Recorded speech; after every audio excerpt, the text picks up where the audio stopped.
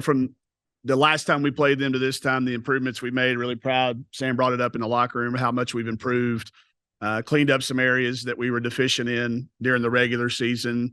Tough environment to play in, a great environment in front of the crowd that is very pro South Carolina.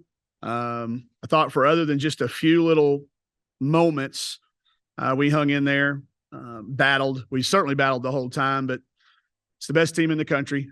I don't think there's any doubt about it. We've played a lot of the other ones at the top. So to have this type of performance from our kids this time of the year in this environment against that team, we'll fly home with a lot of pride. We'll now take questions for the student athletes. Please raise your hand. We'll bring you a microphone. Here in the front first.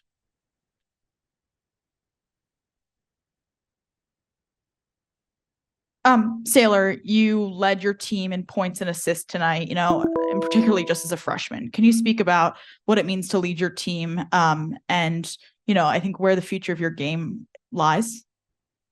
I think with the team that we have, it's kind of hit or miss. I think everyone comes to play, and it's easy to play when you have good people around you. And I think that's one thing that we're blessed with is we have a lot of really talented players. And when one's not having their best game, another one has to pick them up. And I think that's just been kind of our mentality all year. And I mean, you can't have assists without good players. So I think that's just kind of, it goes back to being able to play with and being surrounded by really good people and players. We're on the right. Y'all just talk about the game. It just seemed like the shots were falling. And what's the biggest takeaway you can take from this game? Playing the best you could, just shots weren't falling today. I'd probably say just that we fought hard from the first time we played them to this time. I feel like we had a lot more gut. I feel like we had a lot more grit. I feel like we just competed better this time around. In the back. We all know last time y'all went down to South Carolina, the rebounding was just really out of hand. But this one, I mean, you made it a lot closer. Will you just talk about how y'all battled on the boards today? I think rebounding is kind of, when against these guys, it's a mindset. I think that you kind of have to go in telling yourself and coming together as a team and committing to at least trying to rebound.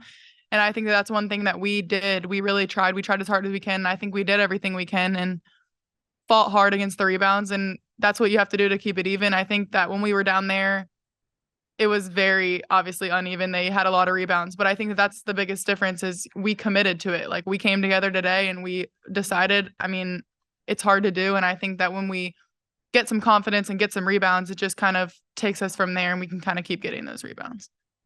In the front.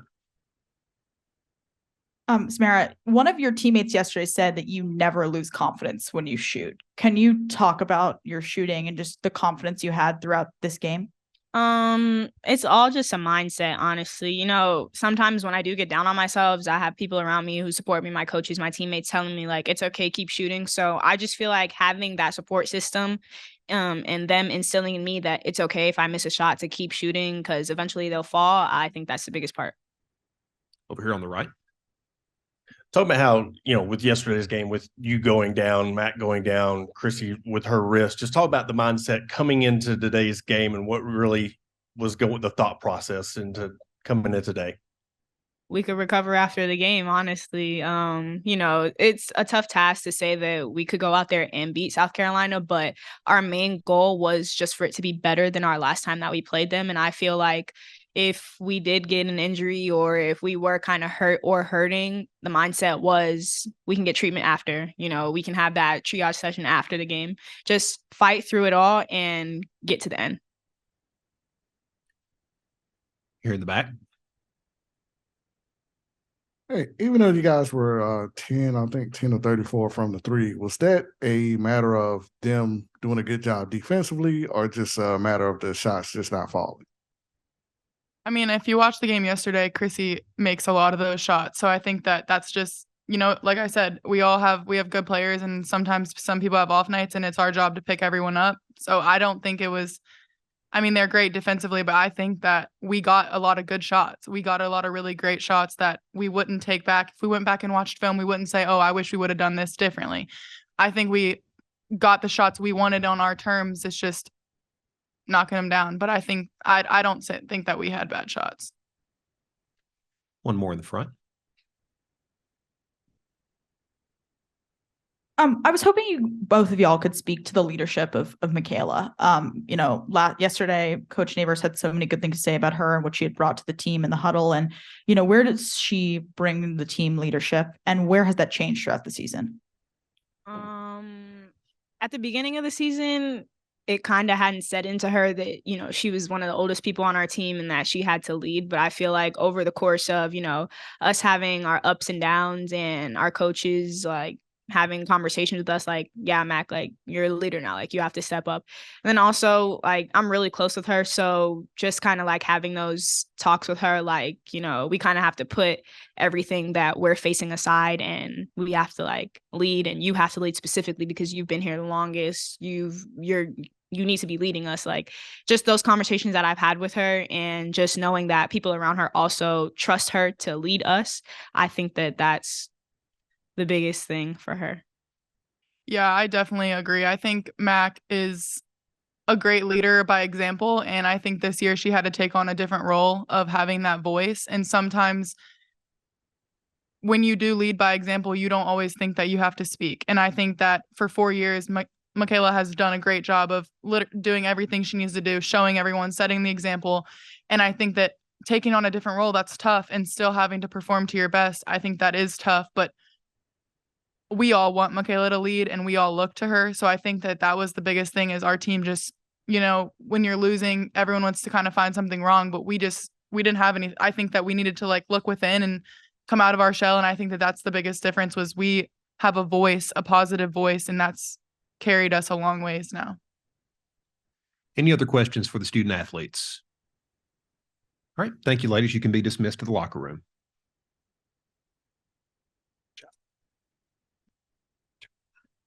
I want to take questions for Coach Neighbors here in the back. Coach Staley just said y'all are in without a doubt in her mind. Just how are you feeling about the chance? I love Dawn. She's always out for the league. And I agree with her for this reason. If you look historically, the league who has had the number 1 overall seed, like, just look at what UConn does when they go from league to league to league. They always enhance the value of their league. So, she's played us twice. She's played everybody in the league. And for her to say that means a lot to me and our kids. We have battled. I know it's going to come down. It's going to be really close. I get that. But I think how we played today, we got this thing around our place called facts and film. I got that from a friend of mine, Aaron Roussel, who coaches at Richmond. If we look at the facts in the film, I think we're going to have to be talked about. I think we've done what we were supposed to do with non-conference scheduling. Going on the road to some places, not being afraid to do that, not being afraid to challenge ourselves, knowing the league schedule that we had that was going to have LSU already on it twice. I'm not sure how many times we played South Carolina in this tournament, but it literally seems like every year we play them. So I'm glad they're in our league. I think a lot of my friends are like, man, that must stink. But I like that. I mean, I think that shows you if you can get in this thing, you got a chance to win it. So I hope she's right. She's got a powerful voice in our game, and I appreciate her saying that. Go to the front. Earlier you said that South Carolina is the best team in the country this year, but can you stack them across teams you've seen throughout your career? Yeah. Like, how good is this team? Any of the team, I've been in it for now. This is year 20. What year is this? 23. I've been at 23 years. You've got to put them in the conversation with the great UConn teams. I didn't get to see the great Coach Summit teams, so I can't speak to those. But I would certainly put them in the same line. And I'd also compare them to that team they had when they won their other one. Their depth is demoralizing. You can do everything right, and they still get it. You're talking about the rebounding a minute ago and the shots. They won't say it up here, but they had a lot to do with our shots not going in. I mean, they don't want to feel like that, but as a coach, it's different when you got a hand right in your face when you catch it, not after you've already shot it. I don't think we took bad shots. I think that's what Saylor was saying, but they make you miss and they demoralize you on the board. Y'all saw the number of times we would be in the right spot. You couldn't do anything about it. we'd make the right basketball play. Yeah, they would do what we told them to do. It just, I dare anybody in this room try to guard Cardoza. Anybody want a piece of that? That's what I thought. And then you got Boston. And I'm going to tell you this, Victoria Saxon has been an All-American against the Arkansas Razorbacks for 5 years. Go back and look her stats up. She's getting a graduation card from us because she has been an All-American. I just think their team is they're impossible to prepare for. They're impossible to scout. I don't care what anybody says. Aaliyah Boston is the most impactful player in college basketball. I mean, in 19 minutes to do what she did and the way she goes about it and the confidence she gives the other people that come in and the willingness to accept the role that she's taken all year long. I would put them in the conversation. I as a big a ranker as I am for things like movies and music, I'm not really into ranking people, but their team has to be in the conversation with the good UConn teams that I've seen. Over here on the right. Kind of piggybacking off what Ethan said about the tournament, just talk about, having the same record in the SEC with the SEC being deeper and tougher this year. Yeah. Just talk about how impactful that is for your tournament chances. I hope a lot. You got to look around what goes on in the rest of the league. Y'all know I follow it really, really closely and have historically. So I know it's going to be tight. And I think it's going to come down to little things. And I hope we've crossed, given enough evidence, given enough facts and film that we'll be in the conversation. Then whatever happens, happens. I was really proud of our group, the way they responded to it, that, we've done what we can do now. And regardless of which way it goes, if it's the NCAA tournament or the NIT tournament, let's use it as an opportunity to grow and learn. I do know this, at some point in time, when it's all said and done, we're going to look back at some games along the way that will be valuable lesson learns for us and some things we did last summer. Coming out of COVID, we were all these kids were in different spots. And I will tell you, it was the least demanding I've ever been during the summer because of that. And as a result, we probably got a little bit of a late start. I do think we're peaking at the right time as a result of that. But at the end of that, we made some decisions that I'll look back at and never regret because I know where they were at mentally. But physically, there's going to be some games we regret. There's no question. Some 1-point losses, some 1-possession losses, some things maybe that we could have done differently. But I won't regret how we finished and how we've gone about doing it and staying concerned with their mental wellness as well as their physical wellness. All right. On the front and left. Mike Corriez with the USA Today Network. What can you speak to about coaching a team that's quote unquote on the NCAA tournament? What does it do to a potential coaching style? What does it do for the ladies on the team? How do you keep them from not even thinking about that? Well, I think you explain it to them. I think if you try to hide it from them, it's when the problem happens, when there's not information and they don't know. There was a period of time our kids were walking around the building thinking that we had been eliminated from conference. They thought we were in next to last. And I've got these magnets up in my office and one of the players came up and saw it and they were like, "What is that?" And I showed it to them and they were like, "I think the whole team needs to see this." In our league, it can do that to you. It's hard, but you know that when you sign up for it. You try to protect your kids as much as you can from not having too much information, but give them the right amount and explain to them what it is and what's important so that there's not a regret at the end of it. And I think that's why they are saying that. If the regret is, it'll be something that we've done. It won't be something that the committee or that some other team did. It'll be something on us. And that's what I'm proud of them for. That's the growth that they've made. But it's not easy in this league. I mean, you look at how hard it is to go multiple years in a row. And that's why you got to respect what Don has done. And the fact that Tennessee still hadn't missed one, right? They've been in every NCAA tournament ever. Isn't that right? That type of consistency is really, really hard to do. But there's a number of our teams that have, we started at the bottom. We got here, we were picked last. And now to be talking about on the bubble, we did that in 2019 too. Or was it 19 when we were in that debatable 8 thing? I would rather be in the talk than out of the talk. You know what I'm saying? There's a lot of teams. If you're the 38th best at-large team, I'd rather be the 38th best than the 68th best. So I'm proud of where we are and that our bottom now doesn't mean we're out of the conversation like it's been traditionally. So it's hard, but it's worth it. We'll take 2 more. We'll start over here on the right. Hey, Coach, can you talk about the schematics of facing a team like South Carolina that has a completely different style of play than y'all, and also how South Carolina can obliterate everything at the rim and drop defense? Yeah. There are no really schematics. I mean, I can draw up some of the best plays that have worked historically for every team I've ever coached. They're not going to work when you try to throw it inside on those kids. It's a challenge to find a good shot.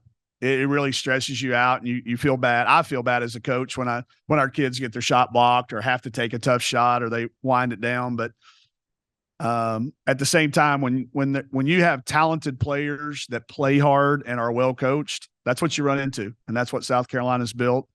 It's a good barometer for the rest of us to look at. But as far as scouting reports go, it's the easiest one to do because it's all based on personnel, and they're not going to beat you with tricks. They're going to beat you with just being better position by position across the board. Take one more in the front. I was hoping you could just speak to Saylor. I mean, not only what she put on tonight, but just what she's put on this whole season and her growth, and also just how young she is. Yeah. We take it for granted, I think, because we got her last Christmas, and she is way mature. She's been in college for a while because she left her high school year early. You don't think of her as a typical freshman because of her maturity, but her and her family, she was brought up that way. The impact is hard to measure with stats. You have to be around us. You have to be at practice. You have to be on the plane. You have to be on the bus. But as far as impact freshmen, she gets up there at the top of my list with, Plum and Ari McDonald, and going back to players, Sam last year being the SEC freshman of the year. She's in that conversation of all-time freshman ready kids. I think you used her as a comparison to Mac. I think in her last couple of years, she'll be that voice. Mac started every game since she's been here. She had it as a freshman. Saylor's got a lot of those traits and qualities, but more importantly, she's got the desire to do it. She wants to be a leader. She's okay being held to a standard as a leader. When you're a leader, your standards are scrutinized pretty close, and she's going to be okay with that. But she's made a huge impact for us.